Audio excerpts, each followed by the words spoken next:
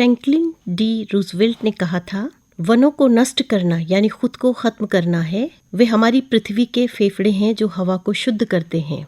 राष्ट्रपिता महात्मा गांधी के शब्दों में, हमारी आवश्यकता की पूर्ति के लिए इस पृथ्वी पर पर्याप्त संसाधन हैं, मगर हमारे लालच के लिए नहीं। अमेरिका की प्रसिद्ध भूगोलवेत्ता मिस सैंपल मानती हैं कि मानव अपने पर्यावरण की उत्पत्ति है। पर्यावरण यानी हमारे चारों ओर मौजूद जीव अजीब घटकों का आवरण, जिससे हम घिरे हुए हैं, जैसे कि जीव जंतु, जल, पौधे, भूमि और हवा, जो प्रकृति के संतुलन को अच्छा बनाए रखने में महत्वपूर्ण भूमिका निभाते हैं। जैसे जैसे मानव विकास की ओर बढ़ रहा है, नई नई पर्यावरणीय समस्याओं का जन्म हो रहा है। विज्ञान और तकनीक पर्यावरण को प्रभावित कर रहे हैं, जिससे वर्तमान तो बुरी तरह प्रभावित होता ही है, साथ ही भविष्य भी संकट में नजर आता है।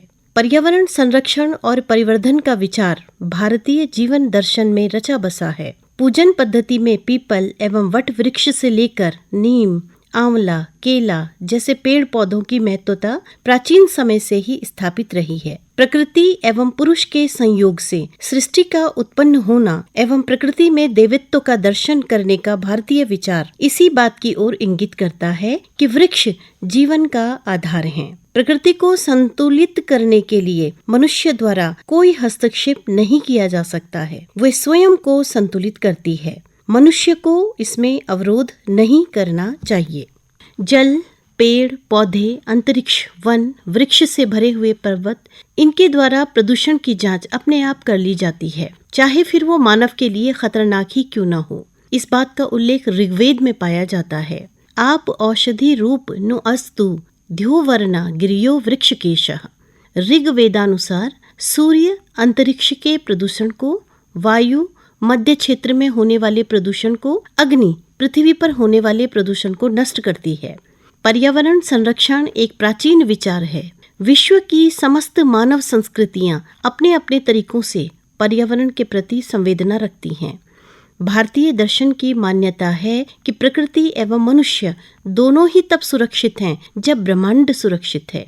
इसके लिए अथर्ववेद में परिधि को आधार माना गया है। परिधि का दूसरा नाम छंदस भी है। ये भौतिक तत्वों को घेरे हुए है, जैसे जल, हवा, औषधि। ये तत्व जीवन को संरक्षण एवं शक्ति प्रदान करते हैं। वैदिक ऋचाओं में वृक्षों को माता कहकर पुकारा गया है। उन्हें उखाड़ने से पूर्व प्रार्थना की गई है कि हे वनस्पति, तुम्हें उखाड़ने वाला नष्ट न हो, जिसके लिए उखाड़ा गया वह भी नष्ट न हो, तुम कल्याण करने वाली हो। किंतु धीरे धीरे भोगवादी संस्कृति से ये मानवीय मूल्य कहीं छूट से चले गए।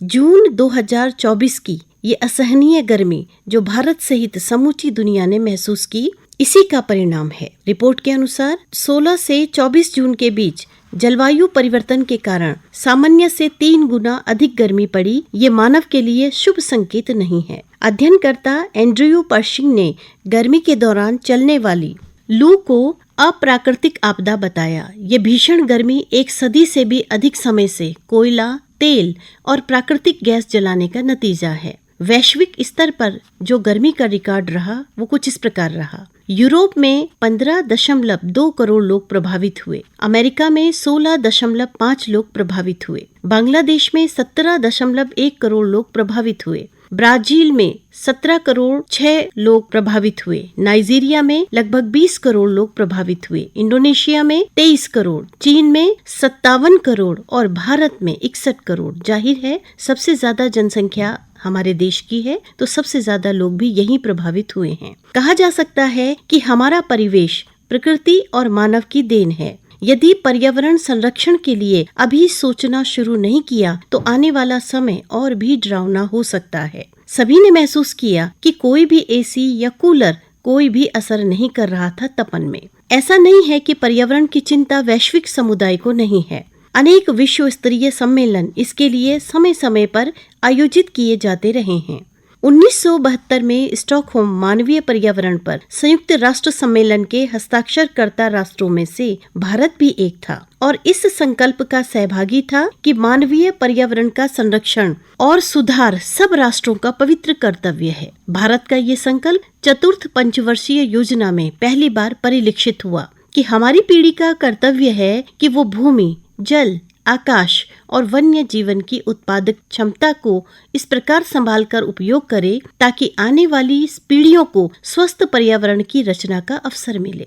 सामंजस्यपूर्ण विकास के लिए ये जरूरी है। ऐसे अनेक मामले हैं जिनके पर्यावरण संबंधी पहलुओं पर ठीक समय पर उचित परामर्श से उनका बेहतर प्रारूप तैयार किया जा सकता है और फलस्वरूप पर्यावरण पर पड़ने वाले विपरीत प्रभावों को रोका जा सकता है, भयानक क्षति से बचा जा सकता है। अतः अपनी योजनाओं और विकास कार्यों में पर्यावरण का पक्ष सम्मिलित करना अति आवश्यक है। मानव और पर्यावरण एक दूसरे पर निर्भर हैं। मानव की अच्छी बुरी आदतें जैसे वृक्षों को सहेजना, जलवायु प्रदूषण रोकना, स्वच्छता रखना, जहां उसकी अच्छी आदत है वहीं इनको प्रभावित करने की जो उसकी भोगवादी प्रवृत्ति है वो उसकी बुरी आदतों में आ जाती है। इसका नतीजा प्राकृतिक आपदाओं के रूप में मानव को भुगतना पड़ता है। कहा जाता है कि अच्छी आदतें कहीं से भी मिले तो सीख लेनी चाहिए। यूरोपीय देशों में आज भी साइकिल प्रचलन में है।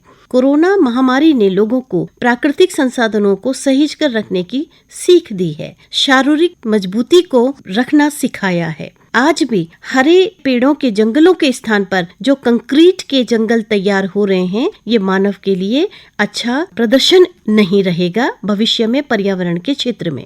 पर्यावरण कितना महत्वपूर्ण है इस बात को सभी समझते हैं, किंतु स्वार्थवश उसका असंयमित दोहन करते जा रहे हैं। एक उम्र की जरूरत न जीकर अपनी आगामी संततियों के पर्यावरणीय अधिकारों का दोहन कर रहे हैं। इस धरती पर मनुष्य कोई भी हो कुछ समय के लिए है, ये सोचकर धरती के साथ जीने की प्रवृत्ति अपनानी होगी। अपनी संपूर्ण इच्छाओं को बिना सूझबूझ के धरती पर यदि थोपेंगे तो धरती बीमार हो जाएगी, जैसा कि हम वर्तमान में देख रहे हैं। सृष्टि की इस अद्भुत धरती माँ को हमें अब स्नेह देने की जरूरत है। ये बात हर किसी को समझनी चाहिए। धरती की जमीन को देशों ने सरहदों में तो अपनी सुविधा के लिए बांट लिया, किंतु हवा बिना सरहदों के बहती है। इस बात की जागरूकता सभी को रखनी होगी, विशेषकर उन लोगों को जो नीतियों के निर्माण में अपनी सहभागिता रखते हैं। बशीर बद्र जी ने एक शेर लिखा है, अगर फुर्सत मिले पानी की तहरीरों को पढ़ लेना, अगर फुर्सत मिले पानी की तहरीरों को पढ़ लेना, हर एक दरिया हजारों साल का अफसाना लिखता है। हरी दुनिया, पेड़ पौधों की दुनिया, शुद्ध और स्वच्छ हवा जल की दुनिया, फूल जैसे खिलते चेहरों की दुनिया, क्या आप भी चाहते हैं ये दुनिया? तो पेड़ लगाएं और पर्यावरण को स्वच्छ और सतत बनाए रखने में अपना योगदान दें।